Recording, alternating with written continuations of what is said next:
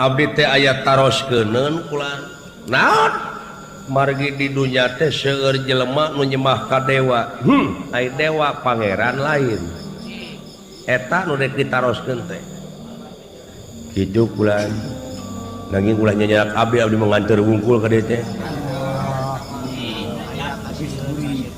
jadi seueur anu nyembah ka Batara Guru kula taai Batara Guru teh pangeran lain nu nyiptakeun bumi langit sawarga neraka lain dawala talamun lain Batara Guru ka saha mangeranana jeung dewa-dewa nu di dieu ai mangeranana dewa jeung otipati malintang tika nu kagungan urang we dawala saha nyatana Allah jenenganana Allah di mana teh Allah teh ulah ka mana karep jalu ngomong teh ai Allah teh teu bisa disebut di mana margi sabab murtad maneh lamun nyaritakeun Allah di mana kapan saat sana urang ibadah ka pangeran teh kudu apal heula kudu diibadahanana ngan ulah dicaritakeun di mana-na margi sabab Allah mah teu di kulon teu di wetan teu di kaler teu di kidul teu di luhur teu di handap teu arah teu ngon teu warna teu rupa jadi Allah mah teu di wetan teu di kulon teu di kidul teu di kaler teu di luhur teu di handap teu arah teu ngon teu warna teu rupa atuh meureun hukumna eueuh nu kitu mah teu di kulon teu di wetan teu di kaler teu di kidul teu di tengah teu di luhur teu di handap teu arah teu ngon teu warna teu rupa hukumna mah eueuh nu kitu teh heuh geus sama dinya atuh ngabuntut bangkong keur kuring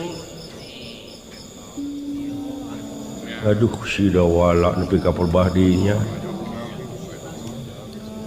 sapek babarengan jeung Abah Didi si teh aduh dewek ke bebarengan yang abah di tingkat belet dewek mah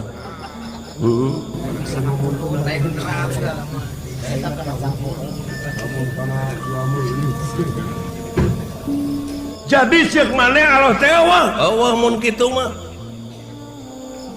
lain eueuh dola ulah lain eueuh tapi aya Allah teh aya bisa nganyatakeun ayat di mana aja kanyataanana moal pati-pati damelanana lamun eueuh nu ngadamelna jadi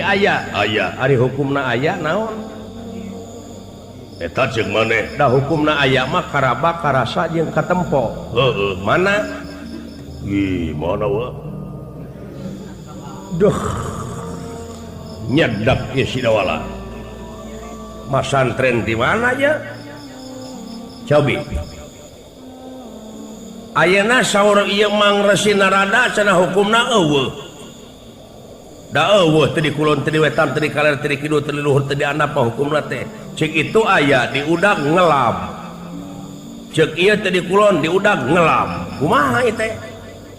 dula naon sabenerna ari Allah teh anegleng di aras anegleng di aras aya aras teh mana tempat nu pangluhurna jeung panglegana ti dieu ka mana upami hayang ka itu ngaliwatan heula langit ka hiji ka dua ka tilu ka opat ka lima ka genep ka tujuh sidatul muntaha aras kaduna rop-rop tos ka itu teh acan nah tuh acan geus bisa nyaritakeun apan kudu iman wungkul urang mah jadi aras teh tempat nu pangluhurna jeung panglegana nya jadi Allah teh di dinya ieu di mana kateranganana lamun anjeun can ka itu Ar-Rahmanu 'ala rasistawa Ar-Rahmanu 'ala rasistawa ieu hartina Allah anegleng di aras nah ada Allah mah sanes Ar-Rahmanu maka dihartikeun Allah sagala eta dina Ar-Rahmanu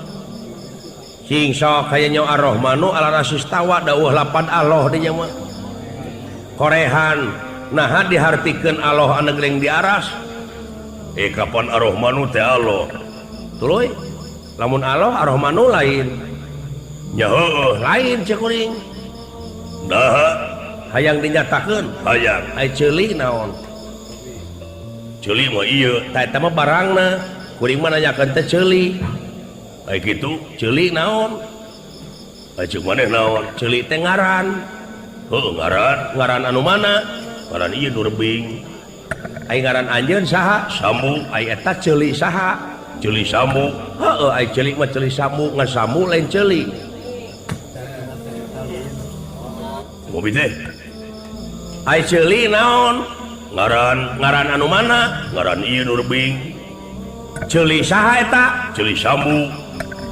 eta teh ceuli Sambu ceuli mah ceuli Sambu ngan Sambu lain ceuli aroh manu mah nya aloh ngan aloh lain aroh manu nah aloh dihartikeun anak lain di ditu da aroh manu di dinya mah maha murah grapek pecakan eta teh dalih teh pigaweun lain nuduhkeun di aras pigaweun kumaha maha murah ayana di pangluhurna grapek nyaahan dedeuhan ulasan asihan murahan ka batur bakal diangkat ku batur teh di peringkat pangluhurna nya bakal dihormat buktina Rasul Pangeran Muhammad kakasihna modalna teh nyaahan dedeuhan ulasan asihan dicaci dimaki dikitu kieu ku batur dipake sobar nepi ka diangkat ka Sidratul Muntaha waktu aya audensi jeung anjeunna lamun ngahartikeun kudu puguh da ngaruksak anak buah hangkena nyasarkeun ka batur seuing teuing da ieu mah semedinya nyaona ge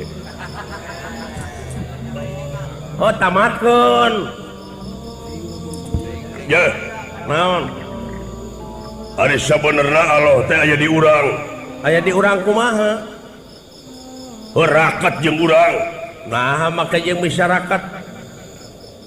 lir upama gula jeung amisna lir upama uyah jeung asina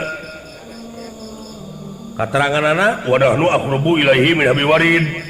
urat beheung jeung beheungna masih aya antara tapi urang jeung anjeunna geus wantarana deui jeung naonana naon jeung naonana apa cek si lain tadi nyaritakeun di gula jeung amisna lir uyah jeung asina ari urang jeung aloh jeung naonana teuing atuh jeung naonana wa teuing atuh nah ngabuntut bangkong ieu dewa teh paingan kahanapna ruksak da di dina ge gini bararakku kieu si horeng agama ukur dipake kedok ku si lain dipake mengpeungan beungeut ku sawe ku si lain nepi ka tega nganyari kanu leutik tenyo tu dihanap rakyat kakan didengke ku perekonomian hukum geus teu adil bongan di dina sarumogol kabeh ulah leuwih teuing da aing ditewakna mah geus sia cicing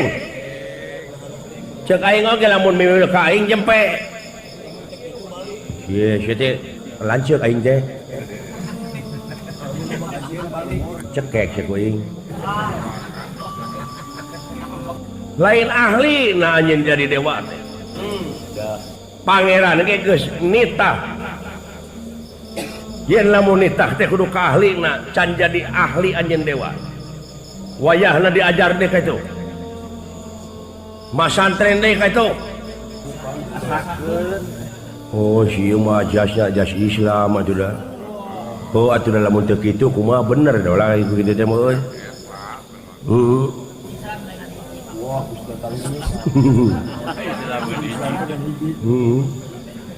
wah bahaya ieu bahaya sidawala ilmu anyar ieu rek ngarobah sistem para dewa lamun kitu carana hayo kapungwa ku buaya banget bahaya ya aduh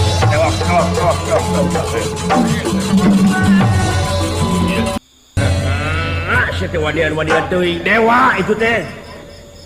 paduli teuing dek saha-saha ge astagfirullahaladzim dawala sia teh mending ka eueuh kasieun nah makasieun wani henteu kuring wasieun henteu heueuh ngan ieu mela anu leutik kuring teh supaya bener-bener adil dina kamakmuran makmur dina keadilan. Kabeh caritaan dewa teh di mananya karaya teh yeuh ngan ukur mengpunan beungeut ku sawe deuleu. Dipake pamini ngan ukur dina teori wungkul ngajaradogna teh. Caritaan nu aralus nu harade ngan ukur dijieun slogan wungkul.